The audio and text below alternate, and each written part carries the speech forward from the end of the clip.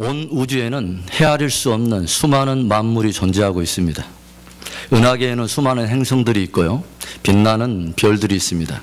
그리고 하늘에는 헤아릴 수 없는 수많은 종류의 새들이 공중을 날고 있습니다.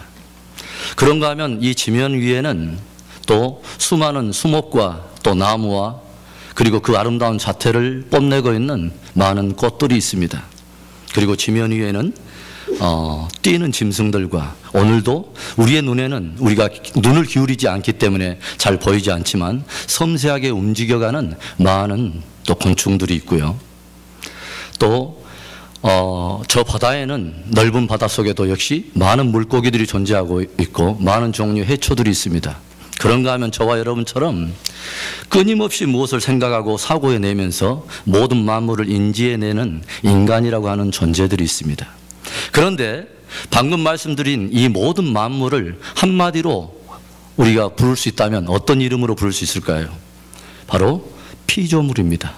그 말은 피조물을 지으신 창조주 하나님이 계시다 하는 것을 우리에게 말하고 있는 것입니다. 그래서 우리는 사도신경을 통해서 우리의 신앙을 고백할 때 가장 먼저 고백하는 것이 전능하사 천지를 만드신 하나님 아버지를 내가 믿사오며 라고 창조주 하나님에 대한 신앙 고백을 항상 먼저 드렸던 것을 우리는 잘 알고 있습니다. 하나님께서 모든 만물을 창조하셨다고 하는 창조주 하나님에 대한 믿음을 온전히 고백할 때 그 믿음의 기초 위에서만 올바른 믿음을 출발할 수 있는 것이고 저와 여러분의 참된 인생의 첫걸음도 바르게 시작할 수 있는 것입니다. 하나님께서 온 우주 만물을 만드시고 우리 인간을 창조하신 것을 믿습니까? 아멘. 그렇다면 우리는 온 우주에 존재하는 모든 만물을 결국 두 부류로 우리는 나눌 수 있게 됩니다. 그것은 창조주 하나님과 그분이 지으신 바로 피조물입니다. 피조물은 다양한 형태로 우리 눈에 보이는 것과 같이 다양한 형태로 이 세상에서 존재하지만 하나님께서 만드신 피조물이라고 하는 그 점에서는 오직 하나인 것이죠. 그런데 성경에서는 이 모든 만물을 창조하신 그 하나님 역시 뭐요? 성부와 성자와 성령 삼위를 가지신 하나님이라고 우리에게 소개하고 있습니다.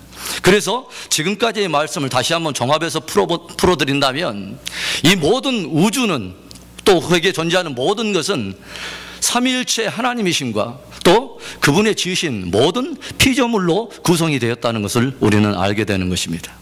그런데 우리는 온 우주에 존재하는 모든 만물 가운데 굉장히 유일하고도 독특한 한 존재가 계심을 우리는 알게 됩니다.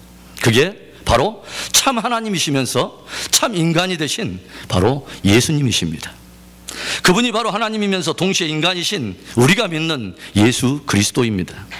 우리는 2주 전에 사도신경의 두 번째 고백인 그 외아들 우리 주 예수 그리스도를 믿사오며 라는 내용을 우리가 함께 나눴습니다. 그 고백을 통해서 저와 여러분이 함께 고백했던 것은 뭐냐면 예수님께서 나는 하나님의 아들이신 것을 믿습니다. 그리고 둘째로 나는 예수님께서 주가 되시는 주님인 것을 믿습니다. 그리고 세 번째는 나는 예수님이 참 왕이요 참 선지자요 참 제사장이신 그리스도인 것을 믿습니다 라는 것을 그거 안에서 함축해서 믿음의 내용을 담아서 우리가 고백했던 게 바로 사도신경의 두 번째 고백인 것을 우리는 배웠습니다. 이제 이어지는 오늘 세 번째부터 일곱 번째까지의 사도신경은 예수님께서 저와 여러분을 위하여 행하셨던 구원을 위해서 행하셨던 아주 중요한 5가지의 사건을 하나하나의 조목마다 내어서 우리는 사도신경 속에서 고백하고 있는 것입니다. 예수님의 고난, 예수님의 탄생, 그리고 예수님의 부활과 승천과 재림이라고 하는 이 5가지의 아주 중요한 사건을 세 번째부터 일곱 번째 이 신앙 고백 안에 담고서 우리가 고백하고 있다고 하는 것이죠. 오늘 우리는 그 가운데서 첫 번째인 예수님의 탄생과 관련해서 사도신경의 세 번째로 고백하고 있는 이는 성령으로 말미암아 동정녀 마리아에게 나시고 라는 이 신앙의 고백을 저와 여러분이 함께 나누기를 원합니다. 이 신앙의 고백을 우리가 함께 배워가면서 사순절 기간을 마치 우리가 지나가고 있는데 예수님을 더욱 깊이 아는 은혜가 있기를 원하고 그분을 더욱 사랑하는 은혜가 있기를 원하고 그분을 고백하는 그 깊이와 성숙함이 더욱더 풍성해지는 은혜가 저와 여러분 안에 있기를 주님의 이름으로 축원합니다. 우리 사도신경 세 번째 내용을 다시 한번 우리가 한번 고백해 보겠습니다. 시작. 이는 성령으로 잉태하사 동정녀 마리아에게 나시고. 한 번만 더요. 이는 성령으로 잉태하사 동정녀 마리아에게 나시고. 그렇다면 우리가 방금 이 고백한 이 사도신경의 세 번째 고백 안에 들어있는 믿음의 내용은 도대체 무엇을 의미하고 있을까요? 첫 번째로 이 고백은 예수님의 완전한 인간 되심에 대한 우리의 믿음의 고백인 것입니다. 한번 따라서 해봅시다. 예수님의 완전한 인간 되심. 왜 예수님께서 이 세상에 존재하는 모든 만물 가운데 가장 유일하고 독특한 존재이냐? 그것은 신성을 가지신 삼위일체 하나님 가운데 한 분이면서 동시에 놀랍게도 그분은 완전한 인간이라고 하는 것입니다. 성부와 성령 하나님은 그분들 안에 영원토록 신성으로 존재하실 수밖에 없는 하나님이시지만, 바로 성자 예수 그리스도는 영원부터 이 삼위 하나님 가운데 한 분으로서 존재하셨던 하나님이면서 동시에 우리와 같은 똑같은 완전한 인간이 되셨다고 하는 것이 놀라운 사실이고 아주 유일하고 독특한 하나의 요소가 되며, 이것이 바로 기독교의 가장 특별한 점이라고 하는 것이죠. 하나님이면 하나님이고 인간이면 인간이지 어떻게 하나님이 인간이 될 수 있느냐? 그래서 예수님이 완전한 인간이 되셨다는 이것을 아직도 믿지 못하고 이것을 고백할 수 없다면 저와 여러분이 예수님을 향해서 가지고 있는 믿음은 불완전한 믿음이 되고, 이것을 고백하지 못한 공동체는 예수님의 참된 교회가 아직은 아니라고 우리는 말할 수 있는 것이죠. 하나님께서 천지 만물을 창조하신 이래로 단 한 번도 있어 본 적이 없는 유일무이한 하나의 놀라운 사건 중에 하나는 바로 하나님이신 그분이 인간의 육체를 입고 이 땅 가운데 오셨다고 하는 인카네이션, 바로 성육신의 사건이라고 말할 수 있을 것입니다. 우리가 읽은 오늘 본문 성경은 바로 그 예수님의 출생 사건을 다루면서 마리아라고 하는 한 인간, 한 여인의 후손으로 오신, 바로 혈과 육을 입으신, 우리와 똑같은 몸을 입으신 인간 예수 그리스도의 탄생을 우리에게 보여주고 있습니다. 구약 성경을 39권을 통으로 묶어가지고 하나의 센텐스로 압축해서 요약한다면 어떤 센텐스가 나올 것 같습니까? The Messiah would come. 메시아가 오실 것이다 하는 것이죠. 구원자가 오신다고 하는 것이 구약 성경의 총체적인 주제라고 말할 수 있습니다.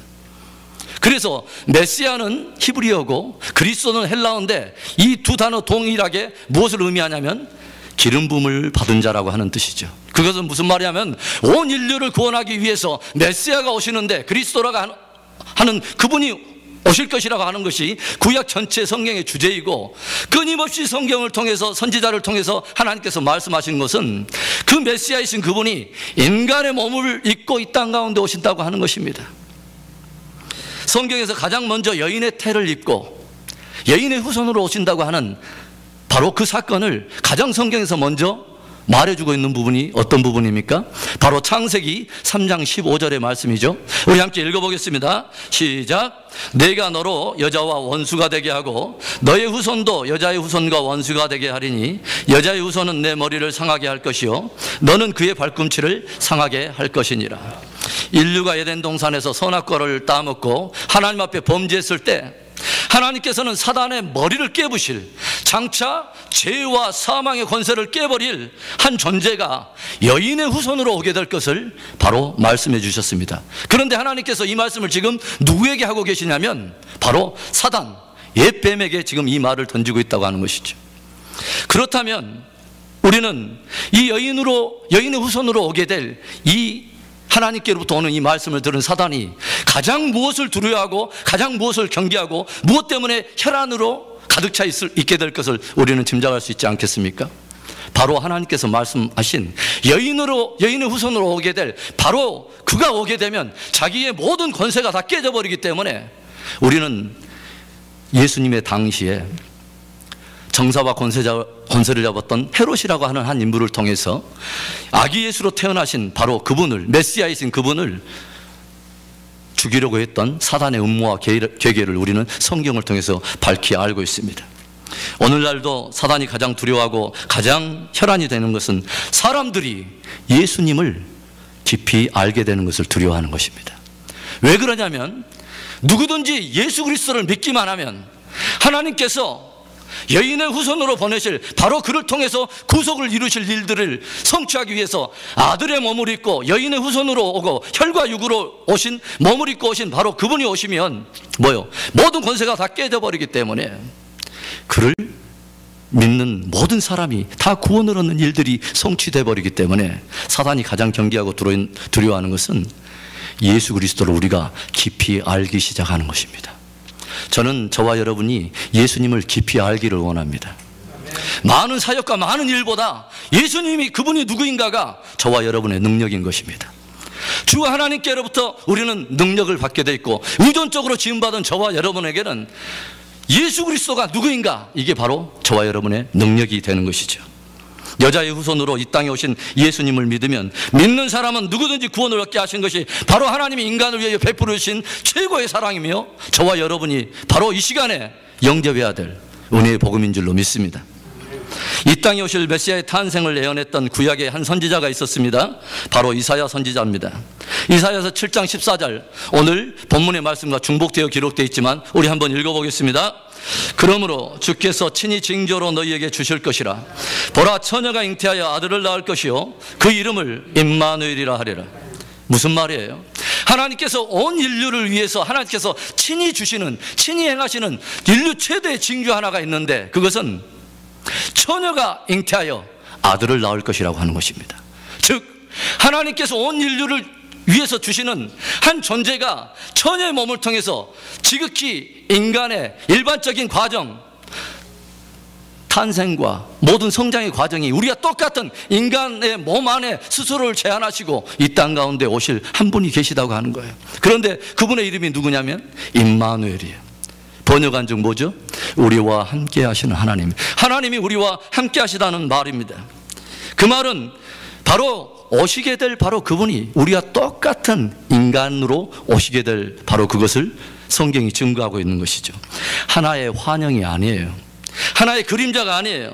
우리와 똑같은 몸을 입고 혈과 육을 입고 태어나신 완전한 인간이신 예수님을 우리에게 증언해 주고 있는 것입니다. 또 미가서 5장 2절의 말씀을 보겠습니다. 미가서 5장 2절입니다. 베들레헴 에브라다야, 너는 유다 족속 중에 작을지라도 이스라엘을 다룰 자가 내게로 나올 것이라. 그의 근본은 상고의 태초이니라. 아멘. 장차 이 땅에 오셔서 온 인류를 구원하게 될 바로 그분은 이스라엘의 한 지경인 베들레헴이라고 하는 그곳에서 태어나셔서 똑같은 우리와 인간이 되기 위해서 모든 아기들이 태어나는 그런 과정과 절차 속에 스스로를 제한하시고 우리와 똑같이 인간으로 오게 되실 것을 말하고 있는 것이죠. 그것이 바로 오늘 사도신경 세 번째 내용이 고백하고 있는 동정녀 마리아에게 나시고라는 그 의미 속에 담겨져 있는 신앙의 고백인 것입니다. 성경은 예수님께서 우리와 똑같은 출생의 과정과 성장의 과정을 겪으셨다고 성경이 증거하고 있습니다. 누가복음 2장 52절의 말씀을 우리 한번 봅니다. 예수는 그 지혜와 그 키가 자라가며 하나님과 사람에게 더 사랑스러워 가시더라. 예수님께서 나시면서 뭐예요? 키가 자라고 지혜가 자랐다고 성경은 기록하는 것이죠. 만약에 예수님께서 진정한 사람이 아니라면, 혈과 육을 입은 사람이 아니라면 그분은 키가 자라지 않을 것이고 지혜가 자랄 필요가 없는 것입니다. 하나의 환영이고 그림자인데 무슨 키가 자라는 게 무슨 의미가 있겠으며 그분의 지혜가 자라가는 것이 무슨 의미가 있겠습니까? 그런데 예수님께서는 똑같이 우리와 같이 성정을 가지시고 혈과 육을 가지시면서 인간에 겪고 있는 모든 성장과 모든 과정을 다 겪으셨다고 하는 것이죠. 그래서 예수님께서는 뭐예요? 배고픔을 때때로 호소하실 때가 있어요. 40일간의 금식을 마치고 나서 예수님은 배고픔을 호소하시고, 또 뭐예요? 주님께서 또 목마름을 호소하실 때가 있잖아요. 사마리아 여인에게 물을 좀 달라고 하시고, 또 마지막 십자가에 돌아가시면서 주님께서 남기신 가상 7언 중에 마지막 한마디가 또 뭐예요? 내가 목마르다. 주님께서는 똑같은 육체를 가지셨기 때문에 목마름과 배고픔을 호소하신 것이죠. 그런가 하면 예수님께서는 그분은 똑같이 우리와 같은 감정을 표현하셨어요. 죄에 대해서 분노하시고, 병든 자를 만나면 측은히 여기시고 긍휼히 여기셨습니다. 그런가 하면 하나님 아버지를 기뻐하면서 성전으로 들어가면서 찬송하셨던 분, 기뻐하셨던 분, 때때로 겟세마네 동산에서 땀방울이 핏방울이 되도록 기도하시면서 처절하게 울부짖었던 그 주님은 우리가 똑같은 몸을 입으시고 성정을 가지신 완전한 인간이었던 예수님인 것을 성경은 우리에게 증언하고 있습니다. 그래서 우리는 성경이 그렇게 증언하는 기초를 근간으로 해서 우리는 예수님은 완전한 인간이라고 우리는 믿고 그것을 사도신경 속에 담아서 고백하는 것입니다.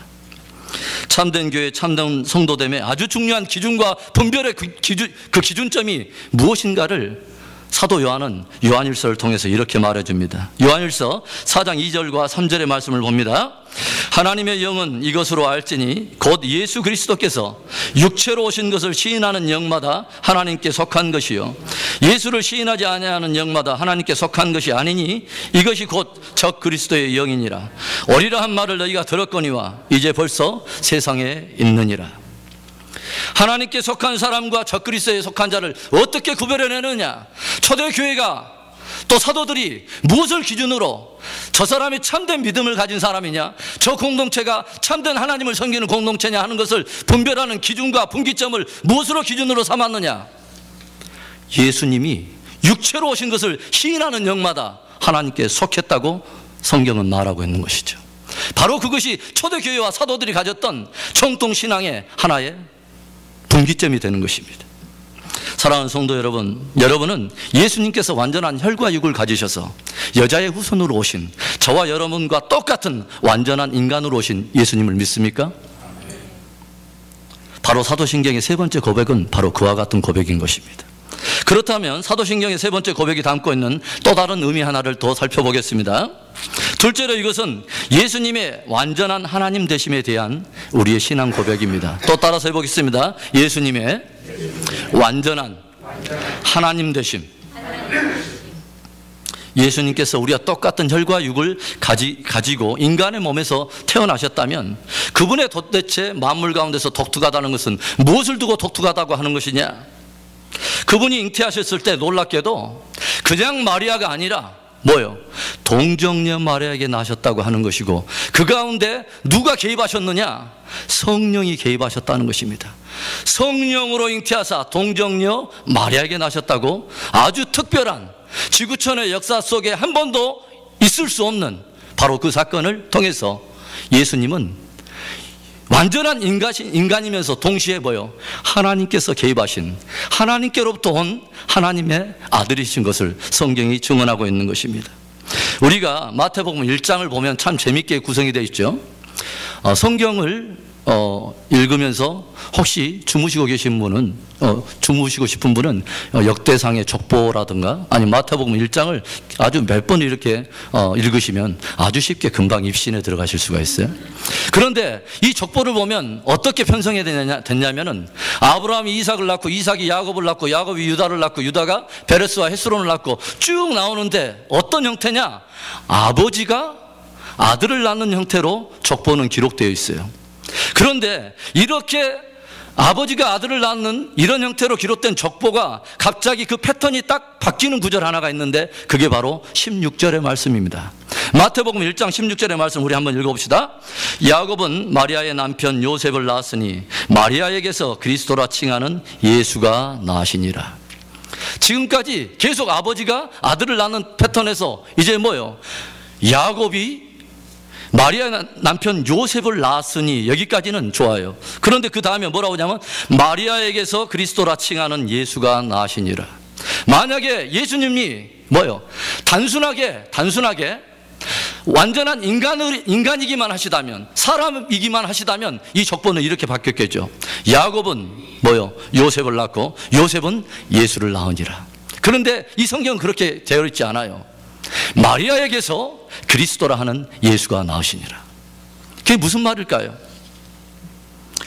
요셉 아버지가 낳은 게 아니라 마리아에게서 낳았는데 그 낳은 마리아가 누구냐? 바로 동정녀라고 하는 것이죠. 이 놀라운 예수님의 출생을 빌미로 해서 성경이 드러내기를 원하는 것은 그분은 어떤 인간에 속해 있는 역사 속에 제한받는 분이 아니라 하나님께서 성령으로 말미암아 친히 동정녀의 몸을 빌어서 이 땅 가운데 보내신 바로 하나님의 아들이신 것을 신성을 바로 이 말씀을 통해서 우리에게 증거해 주는 것입니다. 우리는 성경을 통해서 예수님께서 또 친히 자기의 신성을 증거하셨던 말씀을 우리는 많이 듣게 돼요. 감히 하나님이 아니시라면 하실 수 없는 말을 예수님이 친히 하신 말씀들을 우리는 듣게 돼요. 나는 생명의 떡이라. 나는 길이요 진리요 생명이니 나로 말미암지 않고는 아버지께로 올 자가 없느니라. 나는 양의 문이라. 나는 참 포도나무라. 나는 누구라 하는 I am the bread of life. I am의 어떤 이 구조를 통해서 지금 예수님은 자기를 막 드러내고 계시는데, 이 말씀이 의미하는 것을 우리는 좀 더 집중해서 분석해 볼 필요가 있어요. 왜냐하면 이 말은 하나님이 아니시면 절대로 하실 수 없는 표현이에요. 그걸 우리에게 적나라하게 보여주고 있는 것이 뭐냐면 출애굽기 3장에 있는 사건 중에 하나예요. 그게 뭐냐면 모세가 바로 그 장인의 양떼를 맡아가지고 호렙산 근처에서 양떼를 먹이고 있는데 갑자기 기이한 하나의 빛을 봅니다. 호렙산에 갑자기 밝은 빛이 드러나더니 가까이 가서 보니까 뭐예요? 떨기나무에 불이 붙었는데 타지는 않고 계속 불이 붙어 있는 것입니다. 이 놀라운 광경을 바라본 모세가 뭐예요? 가까이 가서 그것을 좀 더 세밀하게 보려고 할 때에 음성이 들리죠. 모세야, 너의 신발을 벗으라. 네가 바로 서 있는 곳은 거룩한 곳이니라. 이때 모세가 하나님 앞에 엎드려 경배를 하는데 하나님께서 어떤 소명을 주세요? 내가 이제 너를 바로에게 보내며 내 백성에게 보내서 종되었던 애굽으로부터 내 백성 이스라엘을 내가 구원해 내리라. 이 말씀을 딱 들으니까 모세가 하나님 앞에 묻습니다. 뭐라고 물어요? 하나님, 내가 만약에 하나님의 말씀대로 내 백성에게 가가지고 어떤 분이 나를 보내셨는데 그 하나님께서 이스라엘을 종되었던 땅에서 애굽에서 구원해 낸다고 하더라, 이렇게 말하면 이스라엘 백성 내 친족들이 분명히 나에게 물을 겁니다. 너에게 나타난 하나님이 누구냐? 도대체 누가 너를 보냈단 말이냐? 그분이 누구인가에 대해서 네가 한번 말해봐라. 그래서 모세가 물어요. 나를 보내신 하나님, 당신은 도대체 누구십니까? 이때 하나님께서 짧게 대답을 해주시죠. 그게 뭐예요? I am who I am. 나는 스스로 있는 자니라. 우리 한글 번역이 훨씬 더 파워풀해요. 나는 나야. 나는 나다. 하나님께서 인간들에게 더 이상 스스로를 표현하실 수 있는 방법이 없어서 주님께서 단적으로 딱 자기를 증거하실 때 사용했던 표현이 I am who I am. 나는 나다. 나는 스스로 있는 자라. 그런데 모세에게 나타났던 하나님께서 자기를 드러내실 때 사용했던 나는 누구라 하는 이 표현을 누가 쓰고 계시냐면 바로 예수님이 쓰고 계시는 것입니다. 나는 길이요 진리요 생명이라. 나는 세상의 빛이라. 이 말씀은 나는 과거에 유대인들 너희가 그렇게 두려워하면서 거룩함으로 섬겼던 바로 뭐요? 여호와와 동등한 신격을 가진 바로 하나님이라는 것입니다.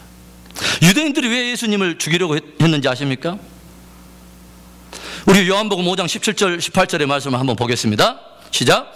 예수께서 저희에게 이르시되 내 아버지께서 이제까지 일하시니 나도 일한다 하시며 유대인들이 이를 인하여 더욱 예수를 죽이고자 하니 이는 안식일만 범할 뿐만 아니라 하나님을 자기의 친아버지라 하여 자기를 하나님과 동등으로 삼으심이로라. 유대인들이 예수님을 죽이려 했던 이유가 뭐예요? 안식일을 범할 뿐만 아니라 뭐예요? 자기를 하나님의 아들이라고 말하면서 감히 하나님을 자기의 아버지라고 말하면서 그 하나님과 자기를 동등되게 자기를 증거하고 있다는 것이죠. 무엇에 해당하는 죄죠? 바로 신성 모독에 대한 죄입니다. 또 요한복음 10장 29절부터 33절의 말씀입니다. 우리 또 다시 한번 읽어봅니다. 저희를 주신 내 아버지는 만유보다 크심에 아무도 아버지 손에서 빼앗을 수 없느니라.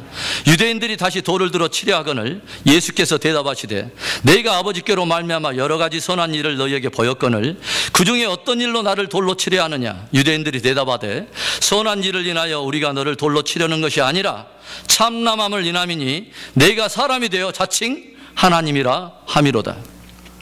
다른 거 다 인정할 수 있다는 거예요. 표적 일으키는 거 다 인정하겠다는 거예요. 기사를 일으키는 거 다 인정한다는 거예요. 선한 일을 행하고 가난한 자를 돕고 과부를 돌아보면서 많은 사람들을 유익하게 했던 당신의 섬김을 다 인정한다는 거예요. 그러나 이거 하나는 그냥 간과할 수 없겠다는 거예요. 그게 뭐죠? 자기를 하나님이라고 칭하는 바로 이 신성 모독의 일만큼은, 이 참남한 일은 결코 용납할 수 없다고 이들이 결정한 것이 뭐냐면 율법의 정죄를 따라서 돌로 쳐 죽이려 했던 것입니다.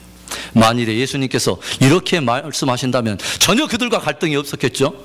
사실 저는 여러분과 비슷한 수준의 인간일 뿐입니다.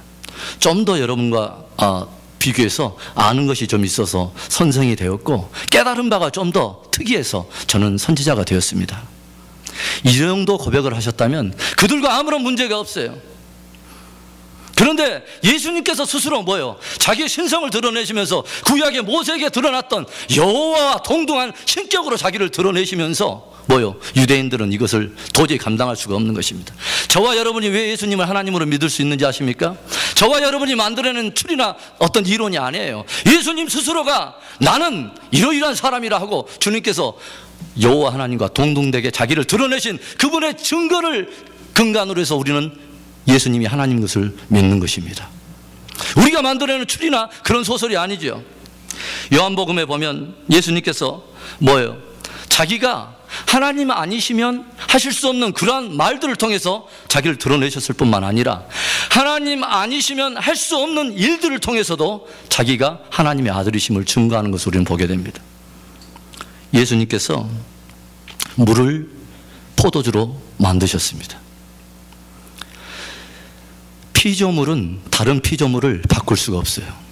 다만 피조물을 다른 것으로 바꿀 수 있는 것은 그러한 피조물들 속에 있는 원리나 질서를 훨씬 초월해 계시는 분이어야 이 모든 것을 바꿀 수 있는 분이에요. 그런데 물이 변해서 포도주가 되게 하신 이 질의 변화를 일으키실 수 있는 분은 유일하게 그 권능이 탁월하신 창조주 하나님밖에 없는 것입니다. 그래서 그 사건을 통해서 성경은 우리에게 무엇을 말하고 있냐면, 지금 그 일을 하고 있는 그분이 누구냐면 태초의 말씀으로 천지를 창조하시는 그분 안에 있던 권능의 하나님인 것을 드러내고 있다는 거예요.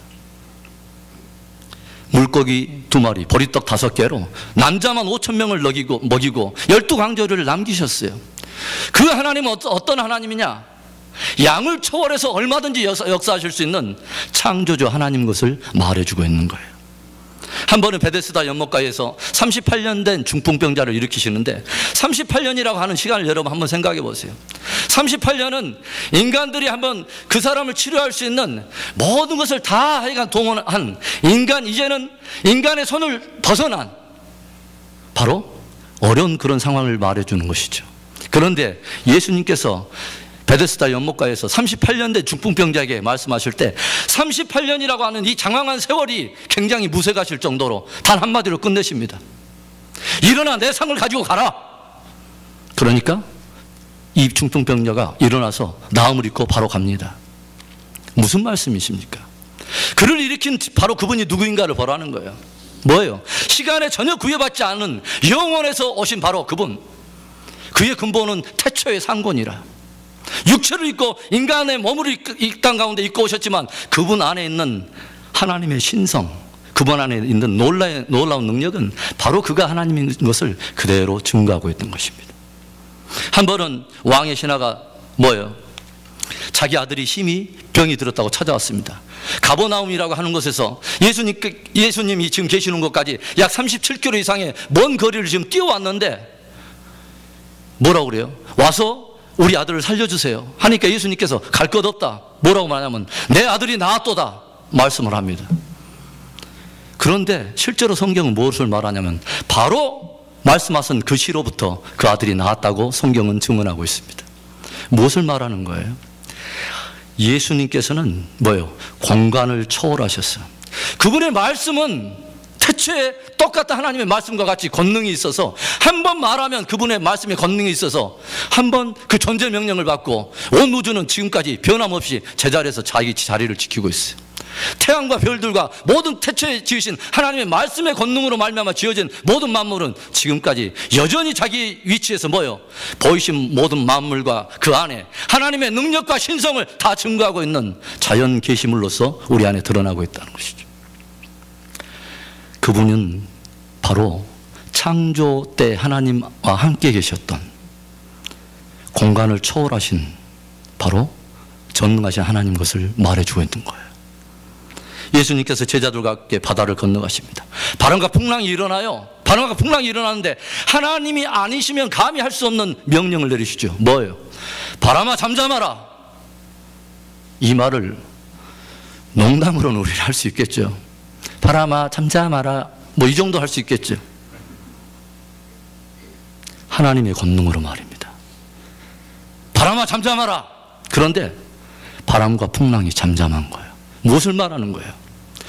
하나님께서 태초에 모든 만물을 창조하신 그 하나님의 권능의 말씀으로 모든 만물을 만드시고 뭐요? 권능으로 보존하시는 그 하나님의 능력이 예수님 안에 있는 것을 말해요. 뭐요? 풍랑과 그 바람이 그분 앞에 복종했다고 하는 것은 바로 그분의 지으심을 받고 그분의 통제를 받고 있다고 하는 것입니다. 그분은 창조주 하나님이십니다.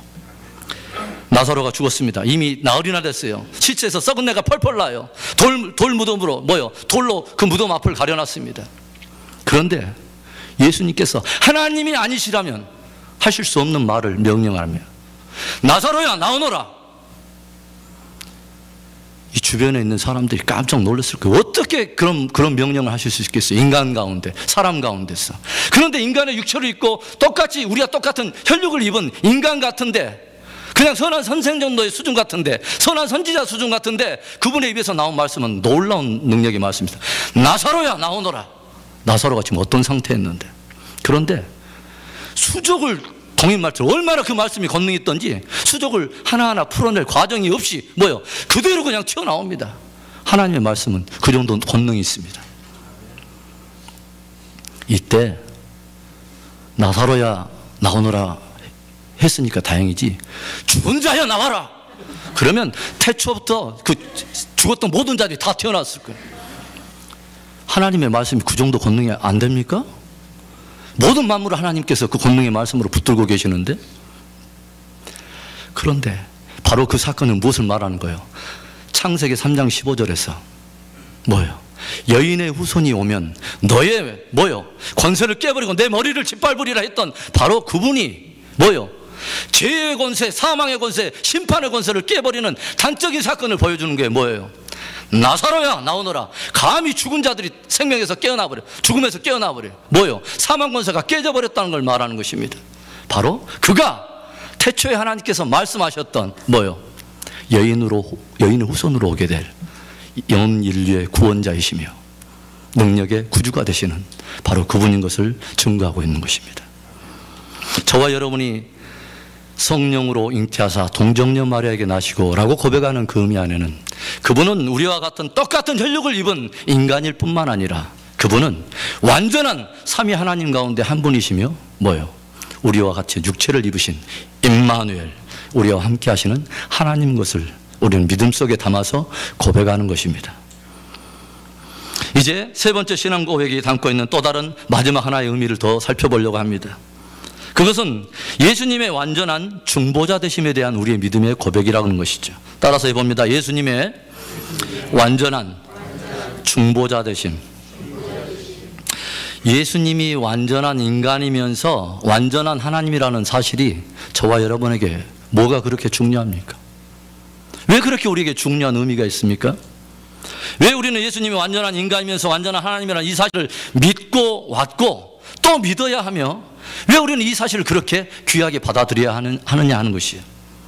그것은 바로 여기에 저와 여러분의 구원이 모두 걸려있기 때문입니다. 우리가 하나님을 믿어서 구원을 얻을 수 있는 모든 기초가 바로 하나님이면서도 인간이신 또 하나님의 신성을 가지신 바로 그분이면서 똑같은 완전한 인성을 가지신 하나님이면서 인간인 유일한 바로 그분, 온 우주 만물 가운데 독특한 바로 하나님이면서 인간이신 바로 그분이 아니라면 이 구원은 이루어질 수 없기 때문에 하나님이면서 인간이신 예수 그리스도가 저와 여러분에게 그렇게 중요한 것입니다. 구원을 얻기 위해서 내가 무엇을 했느냐 안 했느냐 중요한 게 아니에요. 구원을 위해서 저와 여러분이 어떤 사람이냐 하는 게 그게 중요한 것이 아니에요. 저와 여러분의 구원은 오직 하나님께서 결정하신 뭐예요? 예수 그리스도를 통하여 그를 믿음으로 말미암은 구원의 길 이외에는 다른 길은 없는 것입니다. 여러분, 러시아에서 어떤 형제가 왔습니다. 지금 왔다는 게 아니라 그냥 스토리예요. 그런데 이 형제가 우리 교회에 와서 예배를 드리다가 은하자매에게 반했어요. 얼굴이 너무 곱고 찬양하는 그 모습이 너무 이뻐서. 그런데 또 은하자매가 또 마음이 징숭생숭하는 거야. 아, 저 형제 참 마음에 든다. 그런데 막 자기의 감정을 표현하면서 눈도 찡긋찡긋하면서 막 사인을 추파를 보내는데 서로 몸동작 막 발짓을 하는데도 깊은 어떤 교감이 안 되는 거야. 저 애가 지금 나에게 러시아로 모스크바로 가자는 이야기야. 우리 한국으로 같이 가서 인사를 드리겠다는 이야기. 도무지 안 되는 거야. 무언가가 이게 통해야 되는데, 통해야 되는데 바로 이때 필요한 사람이 어떤 사람입니까? 러시아 말도 유창하게 잘하면서 한국말도 아주 유창하게 잘하고 러시아 문화도 꿰뚫고 있으면서 이쪽 문화권도 잘 알고 있는 그 누군가가 필요한 것이죠. 그가 딱 나타나면 모든 일은 해결되는 거예요. 뭐요? 철저하게 이 러시아 사람의 입장에서 모든 것을 설명하면서 러시아 마을 가보니까 저도 예전에 모스크바 가봤습니다. 스키가 많이 붙잖아요. 나는 사랑해 스키, 당신을 너무 좋아해 스키 하면서 막 이런 걸 표현해 줘야지. 그러면 이쪽에서도 또 다시 한국 말로서 한국 사람의 감정을 가지고 러시아 사람에게 뭐요? 저도 마음이 있습니다 하면서 그런 것을 표현하지 않겠어요?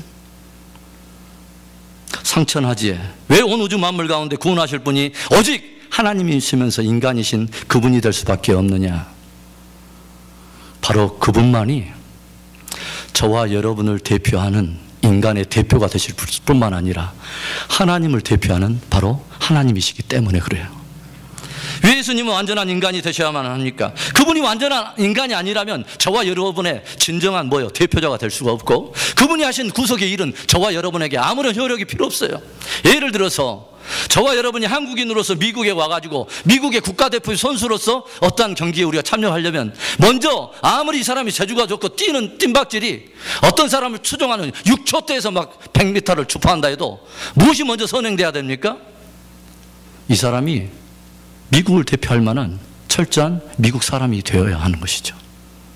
그래서 미국의 시민권을 가지고 정확히 이 나라가 규정하는 미국 시민으로서의 자질을 먼저 다 갖춰야 미국을 대표해서 나가서 뛰어도 미국의 모든 사람들은 저 사람은 우리나라를 대표하는 사람이 하고 박수를 쳐주면서 그 사람이 이루는 모든 성과에 미국 사람들이 함께 기뻐하게 되는 거 아니에요? 왜 예수님께서는 철저한 인간이 되셔야 하느냐? 저와 여러분을 구속하기 위해서 대표자가 되셔야 하고 그래야 그를 믿는 저와 여러분이 그분의 힘을 입어서 구원을 받을 수 있기 때문일 것입니다. 그래서 우리 죄를 대속하기 위해서 인간이 되신 것이고 그분의 대표자로서의 그 구속하신 그 은혜와 그 모든 능력은 저와 여러분의 것이 된 것이죠. 예수님께서는 우리를 위해서 대표로 돌아가셨어요. 저와 여러분을 대표로 해서 그분은 부활하셨어요. 예수님은 저와 여러분을 대표로 해서 승천하셔서 지금 보좌 우편에서 우리를 위해서 기도하고 계세요. 무슨 말입니까? 그분이 대표라는 것은 무엇을 말하는 거죠?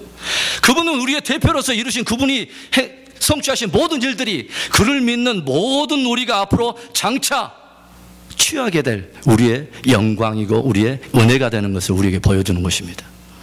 저와 여러분 안에 예수 그리스도 안에서 성취되어 버린 부활과 승천과 주님의 보좌 우편에 함께 다스리는 주님의 나라와 제사장에 대해서 열방을 치리할 수 있는 그런 놀라운 그분 안에서 이루어진 일들이 저와 여러분의 것으로 장차 드러나게 될 영광의 날은 반드시 오고야 말 것입니다.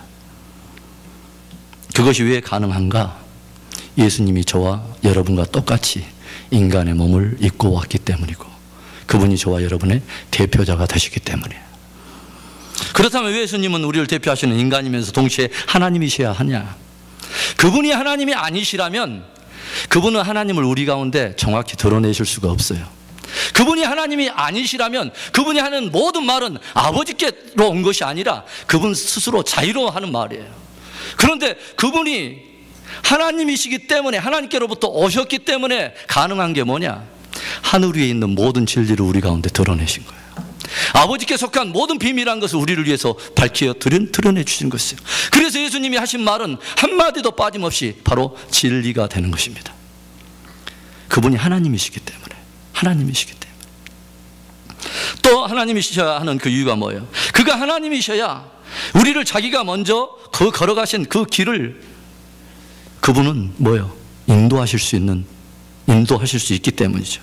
흠없는 인간이 되셔서 우리의 모든 죄를 용서하실 뿐만 아니라 마지막 날에 그를 믿는 모든 자를 이렇게 세우시려면 그분은 무한한 능력을 가진 하나님이셔야 합니다. 그래서 저와 여러분을 위해서 십자가에 돌아가셨던 바로 그분은 저와 여러분을 위해서 부활도 하시고 바로 승천하셔서 보좌 우편에 서서 오늘도 뭐요? 만물을 다스리고 계시는 거예요. 그분은 하나님이십니다. 그래서 우리는 이 모든 신앙의 고백을 다 담아서 예수님은 완전한 하나님이시요 완전한 인간이실 뿐만 아니라 하나님과 사람 사이의 유일한 중보자이심을 우리가 믿음의 내용 안에 담아서 고백하고 있는 게 바로 사도신경의 세 번째 고백인 것입니다. 이는 누군데요? 예수님은 성령으로 잉태하사 동정녀 마리아에게 나시고 완전한 인간, 완전한 하나님이시기에 영원한 중보자가 되신 예수님이 오늘도 우리와 함께 하시는 임마누엘 하나님인 것을 믿고 끝까지 믿음 승리하는 저와 여러분들 시키를 주의 이름으로 축원합니다. 기도하겠습니다.